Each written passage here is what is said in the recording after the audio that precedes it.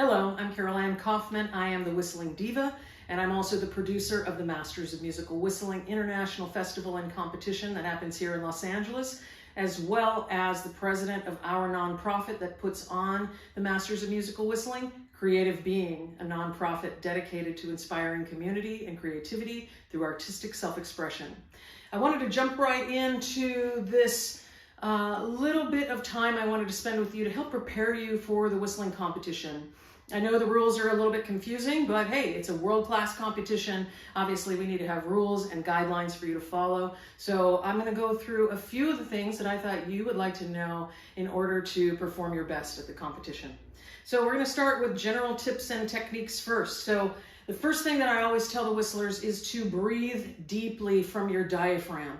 You want your lower belly to be expanding with air while you are whistling. And then as the air goes out, then your stomach comes in. That's called operatic breathing. It's also yogic breathing that they use in yoga. It's something you want to know in order to perform your best. You can look it up online, but you definitely want to practice this breathing that will allow you to have more air so you can accomplish better notes and better songs. Perform lip exercises, right? You might want to like do a stretch, do a kiss.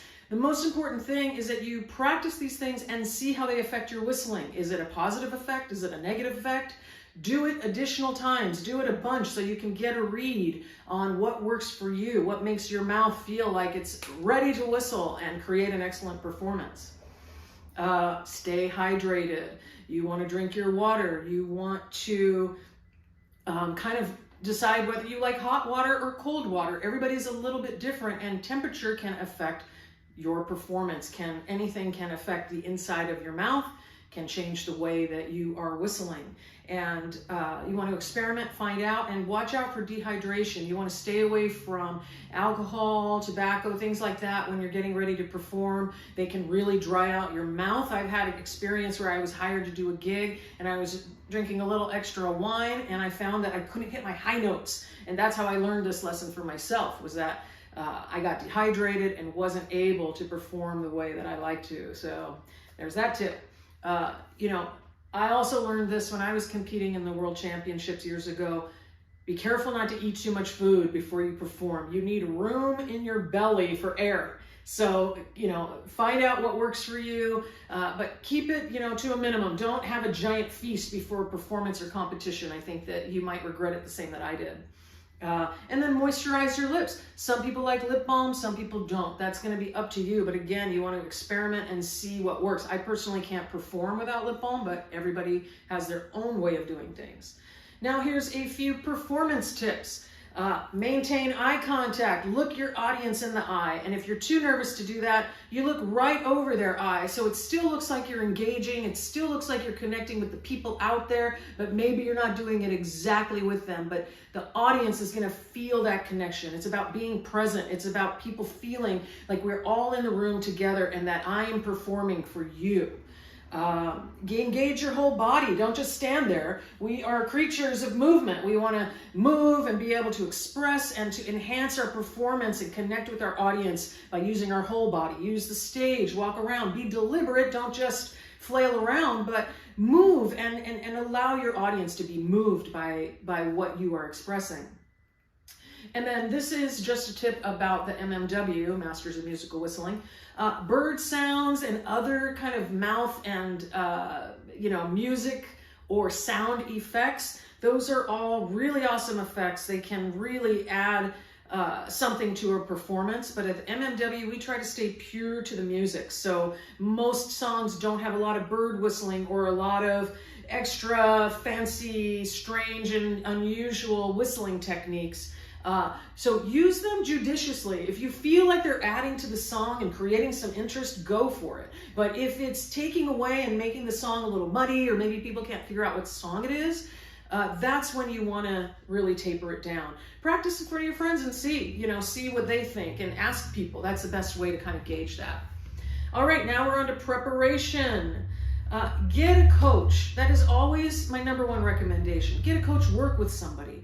You need somebody to be your ears. We all are the best whistler that we've ever heard. I know I sound amazing to myself when I'm whistling, right? I feel so good. I'm expressing myself. I'm having a good old time. But until I'm working with the coach and they're able to really see if that note got hit, and whether the cadence and the tempo of the song is really working, and whether I'm in tune and I'm really, hitting that note, that is something that we need other people to help us with. So that's my recommendation there. You always, especially when you're getting ready for a competition or performance, practice in front of your friends. Don't just do it in your living room. We get nervous when we perform in front of people. So you don't want your first time performing in front of people, like in a formal way, to be when you're at the competition. You'll probably have a lot of extra nerves. Get out to a karaoke party. Perform in your friend's living room. There's nothing more nerve-wracking than whistling in front of, 3 people in a living room. So that's going to prepare you for competition like you can't believe. And not only that, it forces you to figure out, do I actually know my song? You have to think on your feet. It's a very, very, very valuable exercise. Record yourself, listen to yourself, and critique yourself honestly.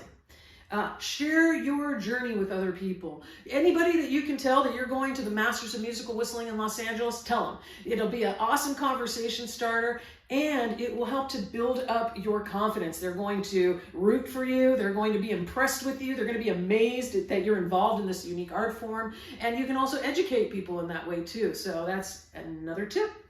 And then, take a look on YouTube. See if you can find former champions from the MMW, from the International Whistlers Guild's Global Whistlers Competition, or the World Whistlers Convention out of Japan. Go and find out what your competition is doing. Obviously, we don't want to spend our lives comparing ourselves to other people, but when it comes to our sport or our art form, we want to be able to see what other people are doing and find out what level that we need to measure up to. What are these different organizations looking for? You're going to see the type of whistling that, if you see it's a champion, then you'll know, hey, I kind of have an idea of what they're looking for. All right, and of course, the most important thing in all of the preparation is to have fun. Have fun when you're going out and doing your whistling karaoke party. Have fun when you're whistling around, and, really have an opportunity to express yourself. And, in a sense, don't take it too seriously, but at the same time, when you're practicing, do take it seriously, right? That's why we're getting coaches. That's why we're entering competitions, so that we can, show the world what it is that we do and what we love to do. Song selection. So, there's no right answers here. People want to ask me all the time, what's the best song to do? That's going to depend on you. You want something that is dynamic and melodic and features techniques and abilities that you are most proud of, right? You want to showcase who you are. Find something that's challenging. This is, arguably the most difficult part of the process, is figuring out what song to do. I struggle with it myself. You want to whistle the song that you choose and look for other people's reactions. See what their face is saying, right? Some people are too polite to tell you the truth, but you'll see whether they're like, oh, wow, I'm loving this, or like, that's nice, right? That's kind of what you're looking for. You're kind of reading people. Make sure it's in your key. You don't want to be jumping. You don't want to be, here in this key, and then all of a sudden I can't reach that, so I'm going to, I'm whistling up here, and then all of a sudden it's like, that note might have supposed to go up even higher. So choose a song that's in your key. Choose something that you can actually accomplish. It's not going to sound most professional and most pleasing to the ear if you're jumping around octaves. If you don't know what I mean, ask your coach or look it up online, because we want to stay within the octaves that are original to the song. Don't be jumping around. All right, and practice incessantly. Know your music, right? That's really how you're going to perform a song in an amazing way. Now, accompaniment. Find good backtracks. Obviously, it's a huge aspect of the whistling competition is that almost all of the divisions, except our live band division, is utilizing pre-recorded MP3s. So there's a couple of tips that I'm going to give you here, because when it came to the auditions, this area is the area that is the most problematic. There's the most mistakes, and you may be able to get through the audition with a backtrack that is not really spot on. That might be overlooked by the judges, or maybe they'll only, set you down a couple of points. You might still be okay. But when it comes to the live competition, there's a severe point reduction for a backtrack that doesn't qualify. And so now let's talk about that a little bit. You want to have, here's what you're looking for in a track. You want to have full sounding music of good quality. Listen to it with your earphones. That's going to tell you whether it sounds good, or you hear snap, crackle, popping and different things. You want this not to sound like a record from 1985. You want it to sound like a crisp, MP3 that you're going to hear on any of your listening devices, because it's going to be, anything that's wrong with the track is going to be made tenfold, because it's going to be louder in a theater for people to hear. And that's whether you're at the MMW or out just performing for friends. So really vet that music. If you're not sure, ask a friend. And then keep in mind that your performance success is directly correlated to the quality of your backtrack. If you have a crappy backtrack, your whole song is just not going to sound right. And now here is the place where people made the most errors in their auditions, is that you need to make sure that the backtrack does not feature the same melody that you are whistling. I know it can be difficult to find those tracks that you want without the melody, but that's what you have to do, because it is really difficult to hear what you're doing if there's a melody going throughout the song. The judges want to know if you know the song. If you're whistling along with another melody, maybe you don't even know it. That's not, a master knows their music, right? If you're a master of musical whistling, you know your song. And so you don't need a little lead track in there to guide you. I'm going to give you an example of what doesn't work. So here's Adele, Someone Like You, and this is a little bit in through the intro. So here you go.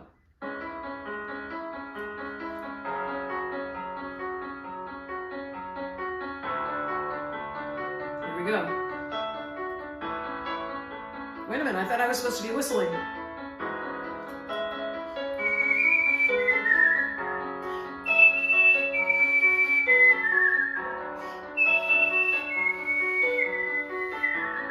All right, you get the picture. You don't know if I know the song. You know I probably know it, sort of good. You don't actually know if I know it, because there's a melody in there. You might not be able to hear all my notes because the melody is going on. Now this is a very simple backtrack. It's just piano. Most of the music you're going to choose has a lot more full sound. But nonetheless, even if you use something simple like this, you do not want the melody da da da da. Da-da-da. That's your job, not the backtrack's job, right? You will be deducted points there. Okay, I'm gonna do an example of what does work for Adele, Someone Like You. Here we go.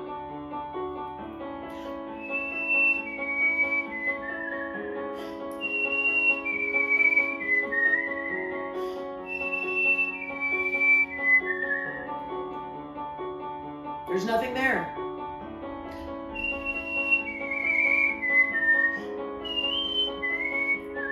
All right, enough about me.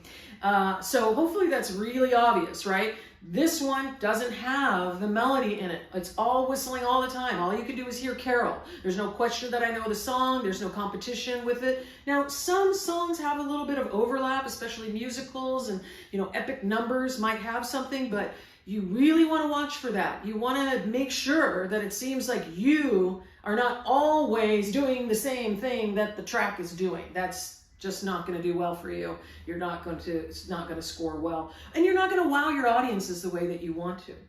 All right, so there's that. Now, I wanted to make you aware, I have very often in the past used custom tracks. And yes, they're more expensive. Yes, they're more difficult to find. But if I'm attached to a song and I want to use it, especially if it's for competition, and I've got this song, I think I'm going to kill it. I'm going to sound amazing. Then invest in an awesome backtrack. Often classical songs can be difficult to find in our key. They can be difficult to find without other, melodies inside, depending on how obscure they are.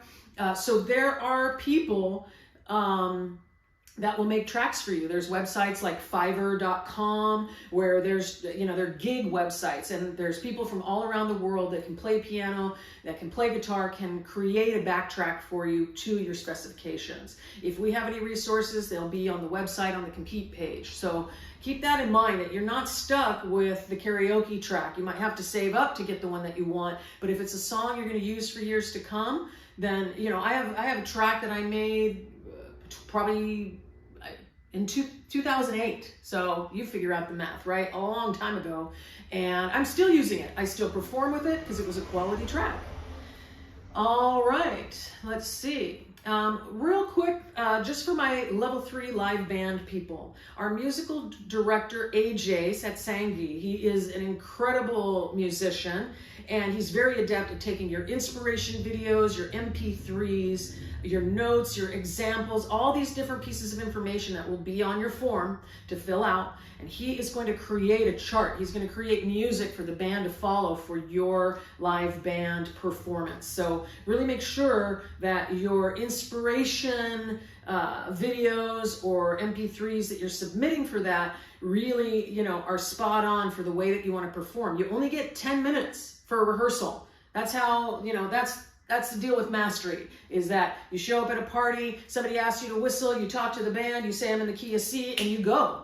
Sometimes you don't get 10 minutes. So that's one of the things that's very special about the Masters of Musical Whistling, is that we have a live band division for our elite level 3 whistlers. And, it's not an easy thing to do, but you're level 3, so you can do it. All right, now, couple more little guidelines. Just to be clear, the song length for level 2 and 3 for all songs, the minimum is 3 minutes, the maximum is 5 minutes. You will have points deducted if you don't meet those measures.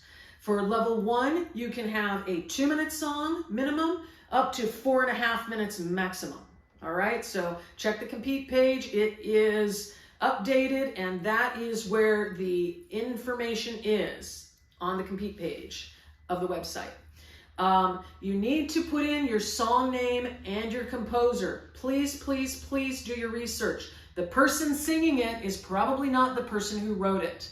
You need to look online, research the song, ask for the composer, not the performer, the writer of the song. We like to introduce you, your name, the song that you are performing, and the person that wrote it, because they're the ones, it was their artistic labor of love. So we want to acknowledge that person. Please don't, tell me you're doing a Celine Dion song and then the composer is Celine Dion. She's probably not. She has writers. She's really big. There are people that write music.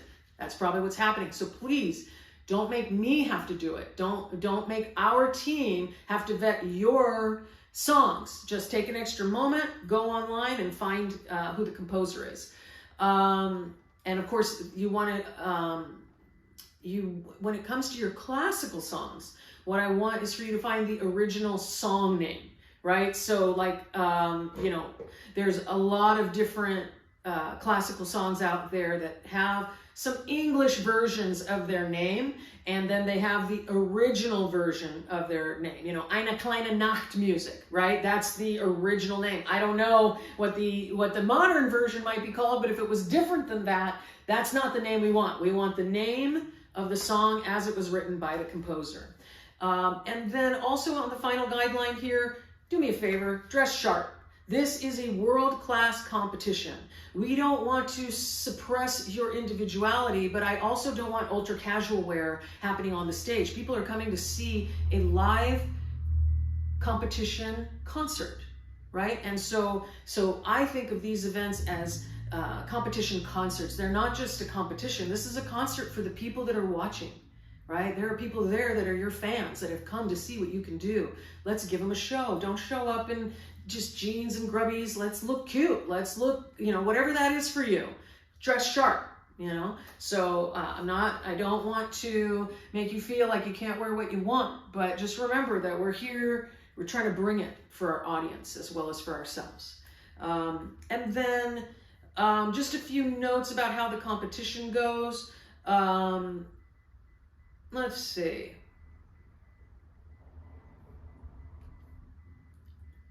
the most important thing that I can tell you is to read the guidelines.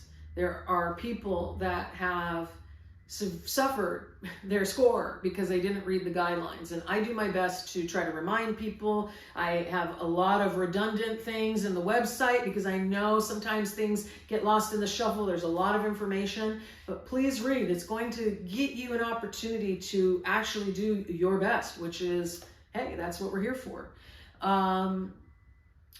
Let's see. And then when it comes to the event, think about showing up in the audience during the competition. Even if you're not competing that day, you know, this is our community. This is our Whistlers community, and people come together here at the MMW every other year. And it feels really good to have people in the audience, and that for you to be able to go up to a Whistler after and say, hey, I saw your performance, it was amazing, stuff like that. So keep that in mind. Instead of ditching out 100%, maybe watch a few of the performances. It's up to you, but that's just a little suggestion from myself. And then, let's see. I wanted to also say, I already told you I'm the Whistling Diva. If you want to create a moniker, if you want to have a nickname, go for it. You know what I mean? It's just a fun thing to do if you feel like it. It's certainly not necessary. I can just be Carol Ann Kaufman. That's usually who I am. But I love the fact that I'm the Whistling Diva. I love the fact that people have an idea of who I am and what I do just by my name. So I find that really fun, and I'll tend to put that, you know, on my business card, or when they do television or podcasts or different things, you know, like I put my name in. Sometimes it's a little more memorable than my actual name. So it's fun to have like a little nickname. So one couple last things. We have the world's largest whistling directory on the website. So we've got a whole page dedicated to resources about whistling, different individuals and their websites, different tutorials, different international resources. There's a lot on there. So you're not alone in this world. We want to be the hub for this whistling community, and the directory is a great place to get connected to that. And then finally, I wanted to say, I think you have an idea already, but our stand here at the Masters of Musical Whistling is that whistling is art. And, you know, for far too long, our instrument has been sort of pushed to the back, and other instruments were made important where ours was considered just a silly hobby, or maybe something that didn't have the same depth and ability as other instruments, a guitar, a flute, whatever it may be. And our stand is that elite level whistling is world-class music. And there's no difference per se between any instrument. There's certainly no hierarchy. Nothing is better than another thing. An amazing whistler can hold their own with a symphony just like a saxophonist can. And so our mission is to just bring whistling to the forefront, bring it, you know, as part of mainstream music. And yes, it's special, and yes, it's unique, especially in the fact that it's really the only, you know, one of the only instruments other than voice and singing that is portable. It's attached to your body, right? And therefore it's a part of who we are, even more than any other instrument could be. And so, you know, my goal is to see that whistling is just accepted and appreciated and a part of culture. So that is your little video. I really hope that it was helpful for you and makes that difference.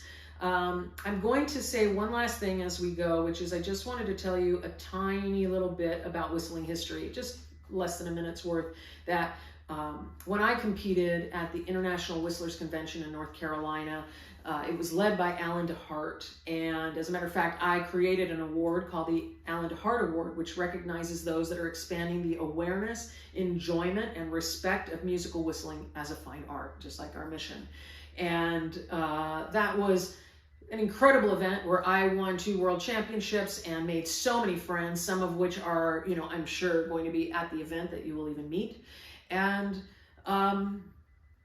you know, there's just been some really pivotal groups over the years. There used to be in the 80s, there was the Carson City Whistle Off in Nevada where people came together and whistled together. That was that you can find different videos online.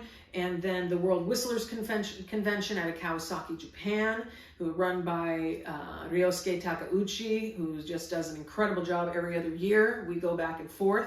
And then the International Whistlers Guild that I mentioned, and the Global Whistlers Competition, which is an online competition. So, you know, and then there's Puckorama in Japan that is put on by them. So, you know, there are different things happening out there that you can get involved with in your community. I'm so glad that you took the time to spend with me today, and I can't wait to see you at the Masters of Musical Whistling in Los Angeles. I'm Caroline Kaufman, the Whistling Diva. See you soon. Thank you.